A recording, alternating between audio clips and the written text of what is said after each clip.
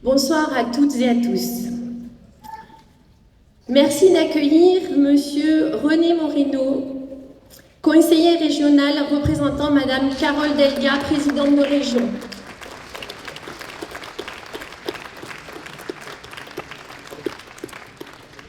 Monsieur François Comène, maire de Sète et président de Sète Aglopole Méditerranée.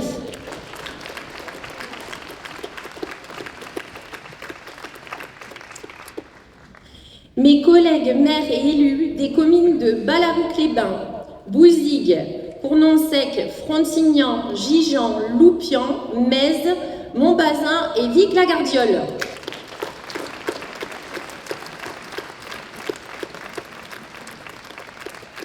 Ainsi que les vice-présidents et vice-présidentes de Sète Aglopole Méditerranée.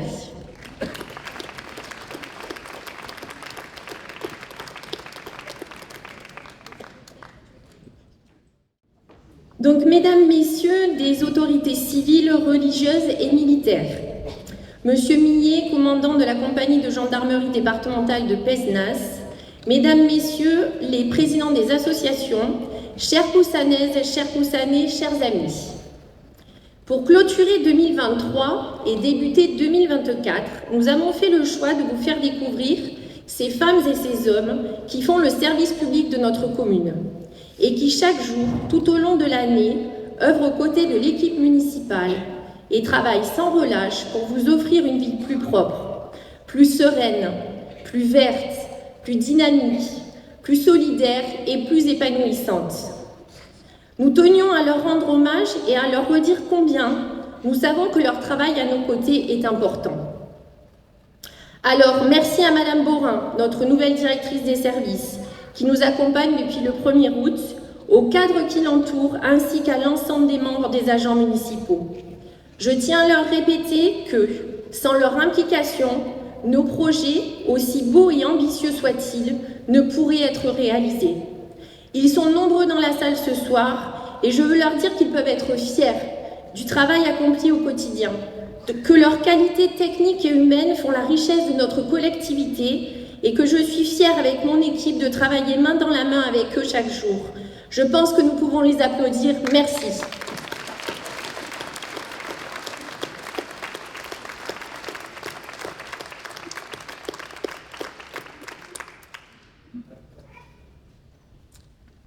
Tout au long de l'année 2023, grâce au travail en commun des élus, des agents de la collectivité, de nos nombreuses associations, de nos comités des fêtes, du jumelage, du carnaval et de leurs bénévoles, nous avons profité d'un programme riche et varié de manifestations festives, sportives et culturelles.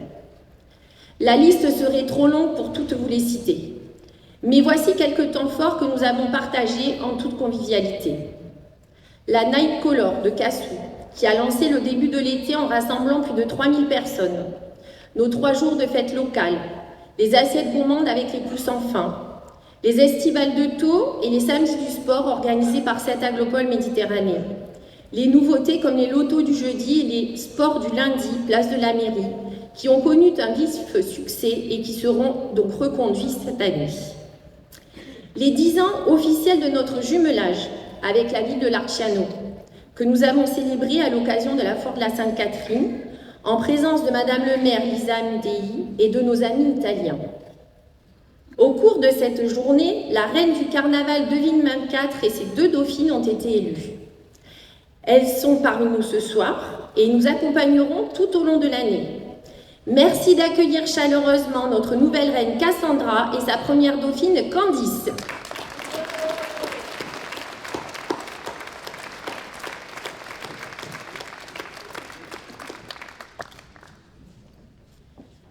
Notre traditionnel carnaval, son célèbre branle de la chemise et sa danse du chevalet que nous retrouverons cette année du 10 au 14 février.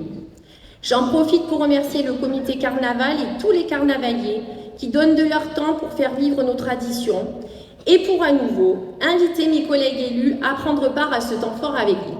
Je tiens d'ailleurs à remercier François et Alain qui étaient présents l'année dernière. J'espère que vous serez plus nombreux avec nous. Les visites théâtralisées avec leur lot de surprises, Le Festival d'art et d'Agap, né de la volonté commune de notre service culturel et de l'association Escapade. Les Journées européennes du patrimoine, avec pour la première fois l'ouverture de la maison Atelier et Jardin d'artistes de François et de Madeleine Sergio à Isanka. Enfin, le marché de Noël, dont la magie a su faire briller les yeux des petits et des grands, et sa chorale participative, que je tiens à remercier pour leurs prestations et leurs concerts privés à la maison de retraite de la Mésange. Sachez qu'avec mon équipe, nous mettons tout en œuvre pour respecter nos engagements et assumer les responsabilités que vous nous avez confiées avec pour seul objectif faire de Poussan une ville qui bouge, où se mêlent tradition et modernité, et vous offrir un service public de proximité et de qualité. Malgré un contexte inédit où de longues crises épidémiques, géopolitiques, énergétiques et inflationnistes se succèdent et ont bouleversé nos façons de vivre et retardé la réalisation de certains de nos projets, nous tenons le cap. Il a fallu prendre des décisions que nous assumons, adapter certains projets et réorganiser nos priorités. Attachés à nos valeurs, nous mènerons à bien nos actions dans l'intérêt de chacune et chacun d'entre vous, pour garantir l'attractivité de Poussan au cœur de notre territoire. Territoire dans lequel Poussan a toute sa place. Cette place, elle se gagne par la force d'un travail quotidien et assidu de vos élus, par l'implication des agents de la collectivité, par la pertinence des projets portés par notre équipe.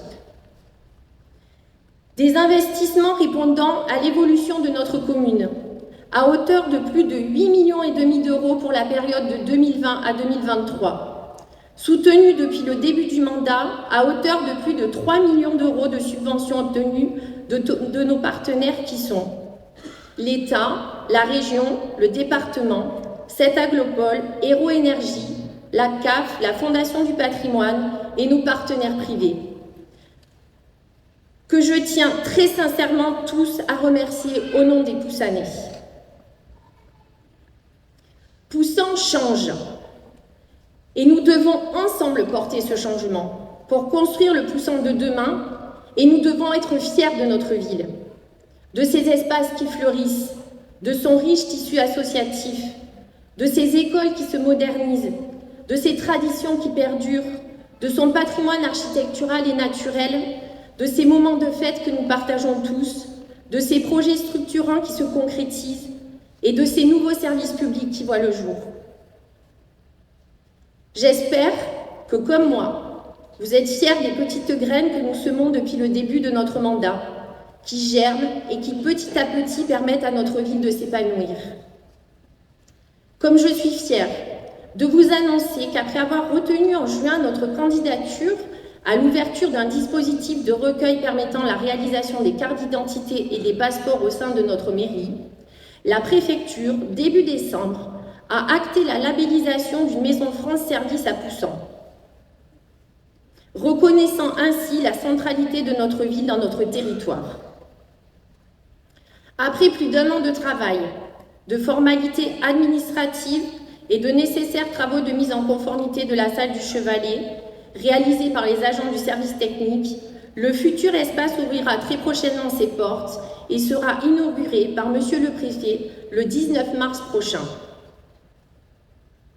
Je lui adresse ici mes sincères remerciements, ainsi qu'à Monsieur Guillaume Raymond, sous-préfet en charge notamment du bassin de Thau, et à Monsieur Suzanne, sous-préfet de l'ODEF, pour cette reconnaissance.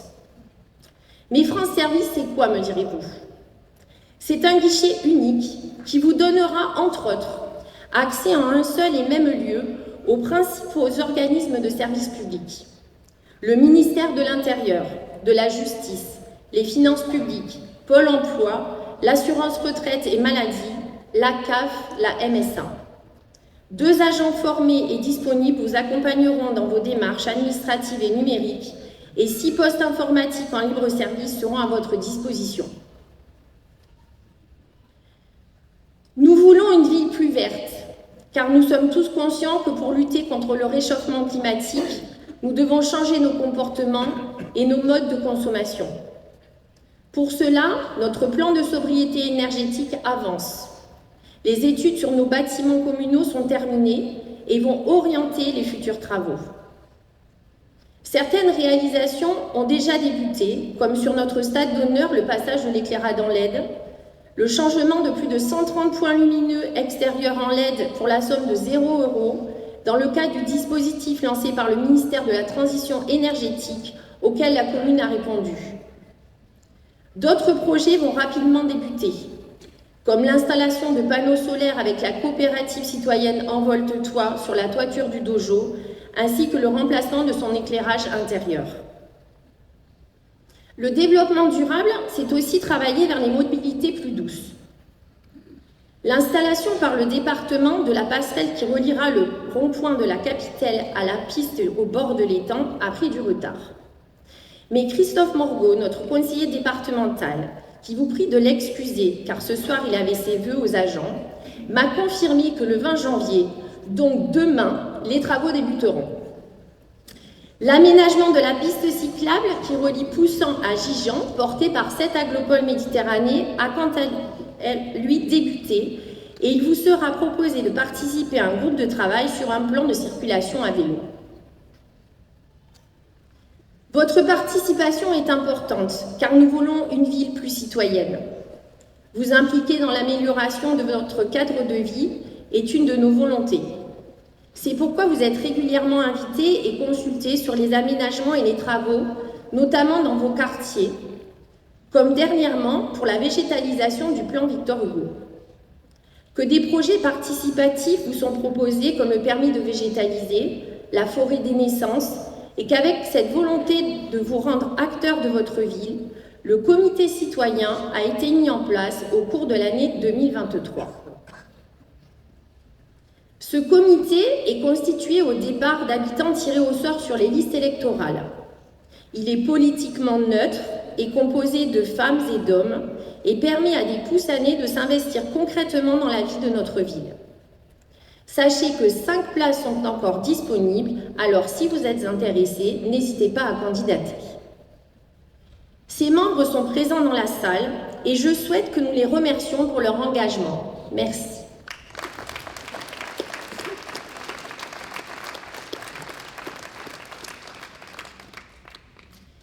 Ils sont notamment en charge de sélectionner les projets que vous pouvez proposer dans le cadre du budget participatif, auquel nous consacrons 20 000 € par an. Vous avez d'ailleurs jusqu'au 29 février pour proposer vos projets pour l'édition 2024. Pour l'année 2023, le comité a sélectionné 3 projets parmi 14 propositions. L'aire de fitness de Sébastien Loubressac, dont les travaux d'implantation ont débuté hier au niveau du Parc des Baux. La création dans ce même parc d'un espace pour faire école en extérieur proposé par l'équipe enseignante de l'école maternelle des Baux et l'installation de gîtes pour chauves-souris sur les bâtiments communaux et de panneaux pédagogiques par Héloïse Durand. En écho au travail effectué sur la trame noire, le retour sur l'expérimentation de l'extinction de l'éclairage public nous conforte dans notre choix. En effet, en plus de son impact sur l'environnement, il a permis en partie de réduire l'impact sur la facture énergétique et les derniers chiffres transmis par la gendarmerie nous rassurent sur la crainte d'augmentation des incivilités. Sachez qu'en termes de sécurité, pour une ville plus sereine, notre parc de vidéosurveillance est passé de 22 à 46 caméras opérationnelles. Et je souhaite remercier l'ensemble des agents de notre police municipale, dirigée par M. Ferré, les équipes de la brigade de gendarmerie de Ballaruc, dirigée par le lieutenant Casiti, secondée par le major Parizeau et le major Gérard, ainsi que celle du peloton d'autoroute dirigé par le capitaine Gros, qui, grâce à une collaboration renforcée, ont pu résoudre de nombreuses affaires. Merci aussi aux sapeurs-pompiers de la caserne de Bouzigues et de Gijan, qui interviennent sur notre commune. Je me dois ici d'aborder la problématique du logement de nos jeunes et moins jeunes. Sachez que le travail engagé avec les différents bailleurs sociaux et partenaires privés se poursuit. Il permettra la réduction de notre pénalité SRU qui coûte cher à notre collectivité. 14 logements sont prévus avec la réhabilitation de maisons en cœur de ville, 5 au niveau du quartier de la Capoulière, 7 sur un programme 9 chemin de la Garenne, 7 au niveau du parking du chemin du Moulin à Vent, 10 au Girardou et 38 sur l'aménagement du site de la cave coopérative. Un projet qui s'inscrit pleinement dans la nouvelle loi zéro artificialisation nette des sols, en réinvestissant les friches industrielles et dont le site sera pour moitié désimperméabilisé. Une planification de production de logements sociaux qui se poursuivra avec le projet du quartier Sainte-Catherine.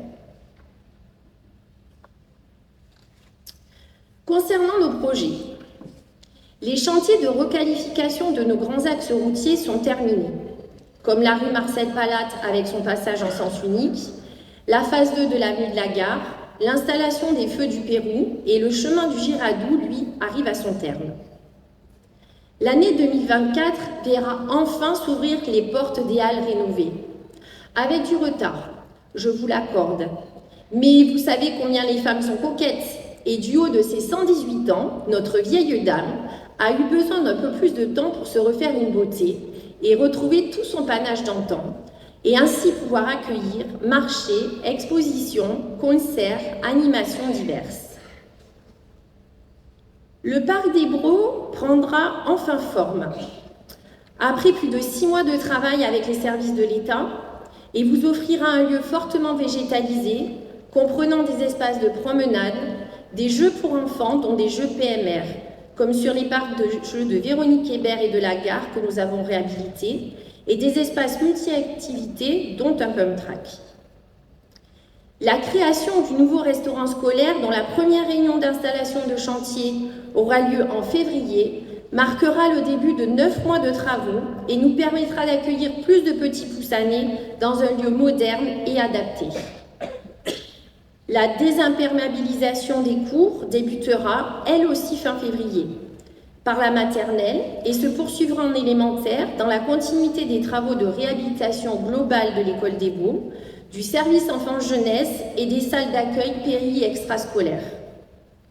Cette réhabilitation comprendra, entre autres, la rénovation énergétique et la mise en accessibilité des bâtiments, l'installation d'une chaudière à bois à la place de l'ancienne chaudière à gaz devenue trop gourmande, offrant ainsi un meilleur cadre de vie scolaire. Des travaux qui s'étaleront sur au moins 2 années scolaires. Les études sur la réhabilitation de la chapelle des Pénitents se poursuivent et l'aménagement de l'espace Saint-Roch au Jardin des Frères avance à un rythme soutenu. En mars 2020, afin de le préserver, nous avons fait l'acquisition de ce lieu patrimonial qui a traversé l'histoire de notre commune, mis à la vente et marqué d'une zone constructible au centre du parc. En se rendant propriétaire, notre équipe a souhaité que le jardin, véritable poumon vert en milieu urbain, reste un espace vert et ouvert aux poussanés. Que la chapelle devienne un équipement structurant, à vocation multiple, qui fait aujourd'hui défaut sur notre territoire, avec une volonté forte d'en faire un lieu central à l'échelle de plusieurs communes du nord du bassin de Thau, en créant ainsi un lieu haut en animation de la vie culturelle, sociale, festive et associative, faisant ainsi écho à l'histoire de ce lieu magique qui fut un temps une église, un pensionnat, un hôpital, un cinéma et des logements sociaux.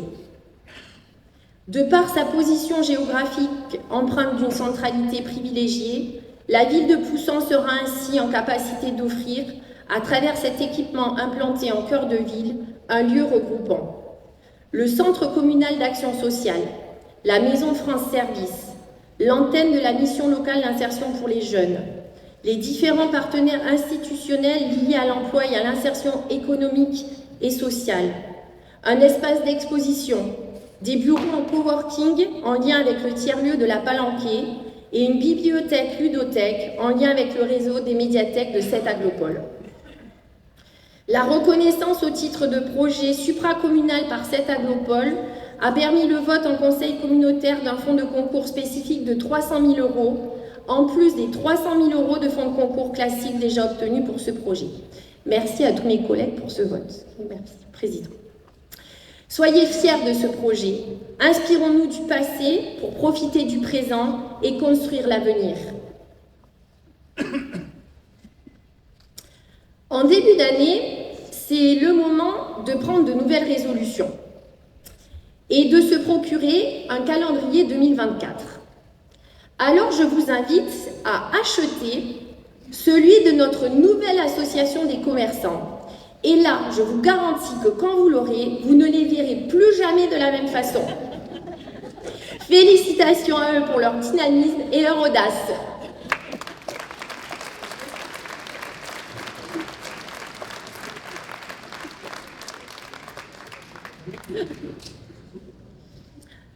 Avant de clôturer ce discours, je voudrais formuler un message plus personnel.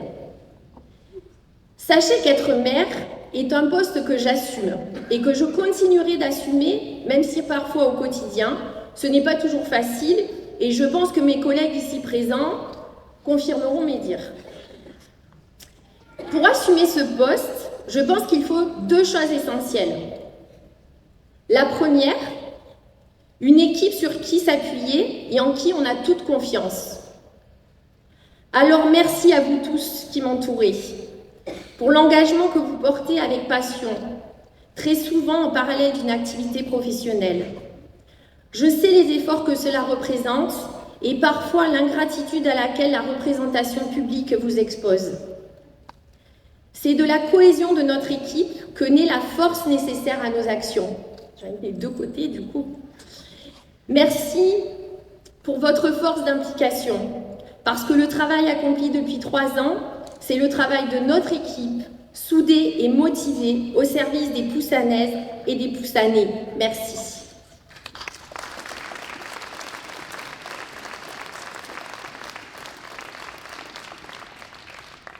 Et la seconde, c'est le soutien sans faille de sa famille.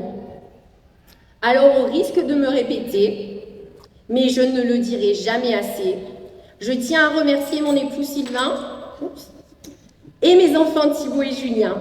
Merci d'être à mes côtés depuis le début de mon engagement. Merci pour votre grande patience, pour vos mots rassurants. Vous êtes mon moteur, ma force et mon inspiration. Merci.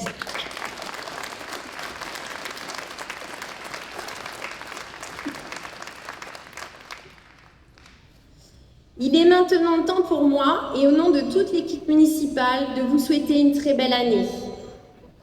Qu'en 2024, de nombreux sourires viennent chasser la tristesse. Que l'audace vous aide à réaliser tous vos projets. Que la confiance dissipe tous vos doutes. Que la générosité et le bonheur vous aident à avancer et à atteindre vos objectifs. Que la gourmandise vous permette de croquer la vie. Merveilleuse année à toutes et à tous. Merci.